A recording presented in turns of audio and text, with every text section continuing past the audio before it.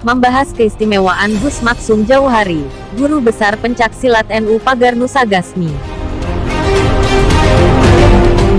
Diawali dengan penuturan Kakanda Nyai Karomah, menceritakan sedikit keistimewaan Gus Maksum Jauhari, tentang rambut gondrong yang bisa mengeluarkan percikan api.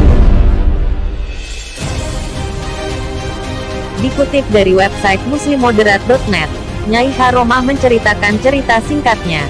Dikenal memiliki kesaktian dari lahir, Gus Maksum telah merawat rambut panjangnya itu sejak masih belajar silat pada masa remajanya.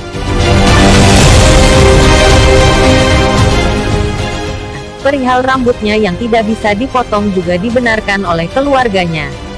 Dalam beberapa catatan sejarah, banyak disaksikan oleh beberapa kalangan, rambut Gus Maksum mampu mengeluarkan api. Salah satunya, terbukti pada dekade 1970-an, beliau pernah terjaring razia rambut gondrong. Namun pada saat aparat hendak memotong rambut Gus Maksum, tidak mampu terpotong sedikit pun, dan anehnya rambut Gus Maksum malah mengeluarkan percikan api. Hal ini akhirnya membuat banyak media tertarik untuk mengupas kesaktian rambut gondrong Gus Maksum tersebut. Rambut Gus Maksum sebenarnya bisa saja dipotong jika beliau telah mengizinkannya, terlebih jika yang memotong adalah ibunya. Gus Maksum biasanya akan berkata, "Saya rela rambut saya dipotong." Begitulah penuturan dari Nyai Karomah tentang kesaktian rambut Gus Maksum. Berikutnya seputar riwayat ijazah rambut gondrong Gus Maksum. Inilah sebenarnya rahasia rambut api Gus Maksum. Rambut gondrong Gus Maksum bukan untuk tampang saja atau sekedar bergaya. Akan tetapi rambut gondrong Gus Maksum atas ijazah dari salah satu guru beliau yaitu Habib Baharun Merican. Sehingga selain rambut beliau tidak mempan dipotong juga bisa mempercikan api jika beliau sedang marah. Oleh karenanya beliau juga banyak dijuluki Kiai si rambut api dari Kanigoro Lirboyo. Namun perihal kehebatan rambut gondrong yang dirawatnya, Gus Maksum selalu mengatakan, "Semua itu hanyalah pertolongan dari Allah Subhanahu wa Ta'ala. Tidak ada yang istimewa dari rambut saya." Begitulah jelas Gus Maksum. Pada siapapun kecuali Allah, dan harus selalu menyadari bahwa semua daya kekuatan semata hanyalah pertolongan Allah. Hal ini menyimpulkan rasa tawakal yang selalu beliau pegang hingga akhir hayatnya. Selanjutnya dawuhe Gus Maksum dan dunia persilatan.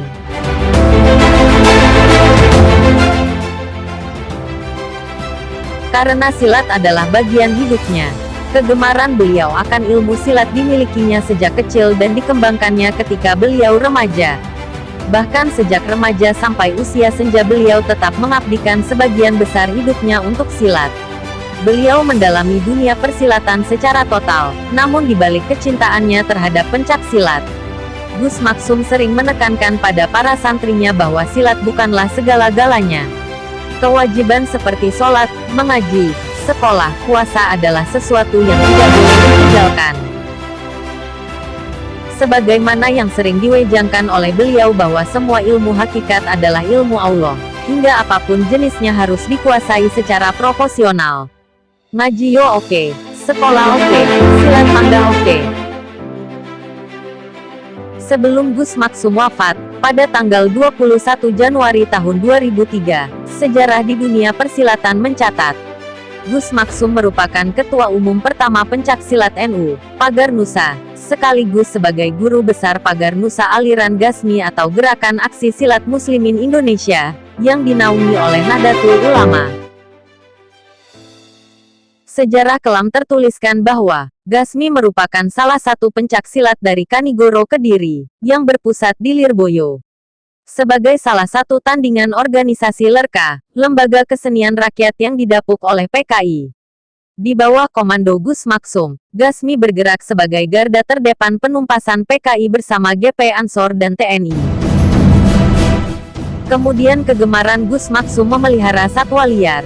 Selain gemar pencak silat dan dikenal sebagai alim ulama, Gus Maksum memiliki kegemaran memelihara satwa-satwa liar, seperti macan tutul, kera dan lain sebagainya.